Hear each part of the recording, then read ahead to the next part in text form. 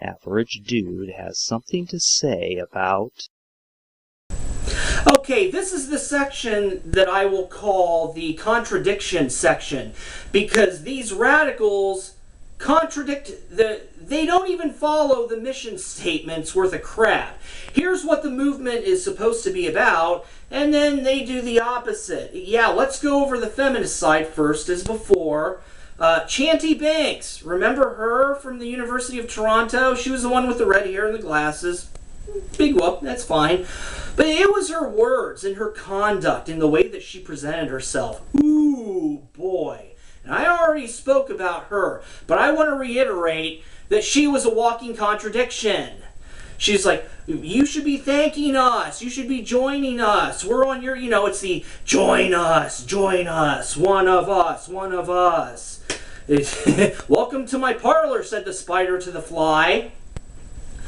She was constantly, join us. We really are about you too. Shut the F up. Shut F this, F that. Getting in people's faces, getting in males' faces especially. A walking contradiction. But this is the one that was the icing on the cake for me. 6 minutes, 20 seconds. Link below. Quote, feminists don't want you to commit suicide. Yeah.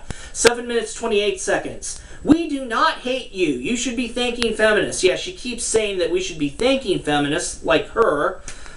9 minutes, 23 seconds is the point. This was the kicker with her. Ooh, boy. A guy was trying to explain how because there are a lot of males that commit suicide, but yet there's much fewer help centers for males when it comes to situations like that. Okay, feminists do not want you to commit suicide, and yet when he's talking about that, she sings, "Cry me a river, oh, oh, oh, oh." Feminists do not want men to commit suicide, huh? And yet, cry me a river? Nice contradiction there. She's crap. Moving right on to the male version.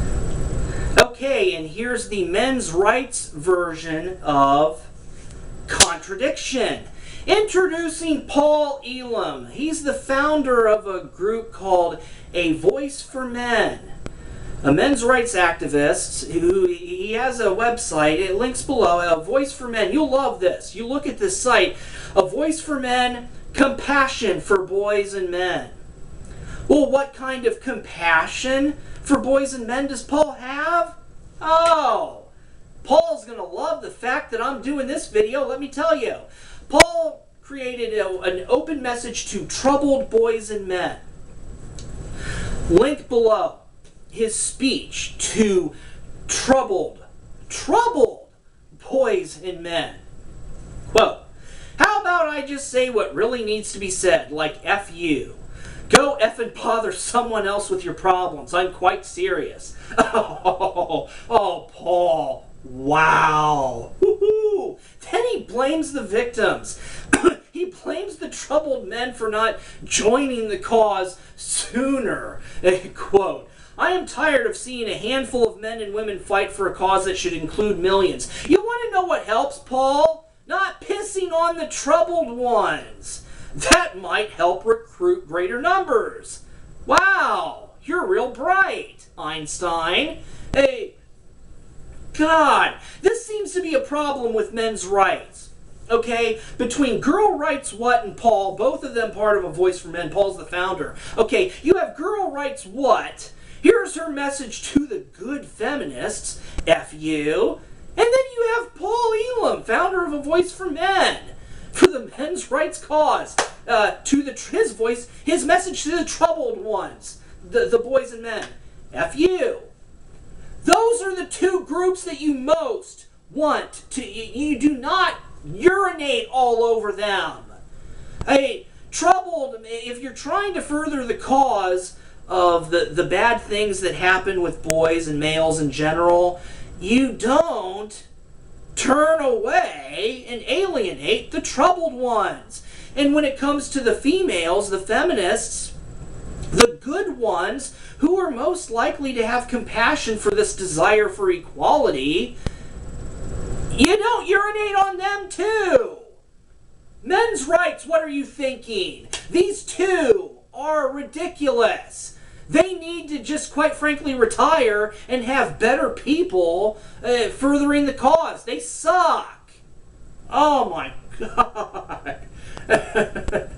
Jeez. And then Paul guilt trips those same troubled men about not giving money after he urinates all over them in his speech. Yeah, give money. That's really what this is about. I mean, Paul, I really hope that you're watching this. I can't take you seriously. There are those like me that grew up being battered when I was a kid, a toddler boy, and I asked for help and didn't get any. There are those of us who really did go through it all on our own. And yet you, the founder of A Voice for Men, part of men, you're a very substantial part of men's rights. You're in a group, Paul. You're having you get donations, Paul. You're not doing it alone, and this is your message to your fellow troubled men? F you? Screw you, Paul. Those of us who are troubled or have ever been troubled do not need the likes of you asking for money after giving us that lecture. You suck. Hubris. He's that vain person who thinks, I'm fighting the good fight alone, and oh, I'm doing it for you. Yeah, remember Adria Richards, the whole Donglegate fiasco? She made a whole bunch of sexist comments at PyCon about male penises and whatnot, and then she had a big problem when two men were having a private conversation talking about dongles and forking, and she now all of a sudden had a problem with it, and I gotta fight for the kids, and I felt she compared herself to Joan of Arc. It's that same type of hubris.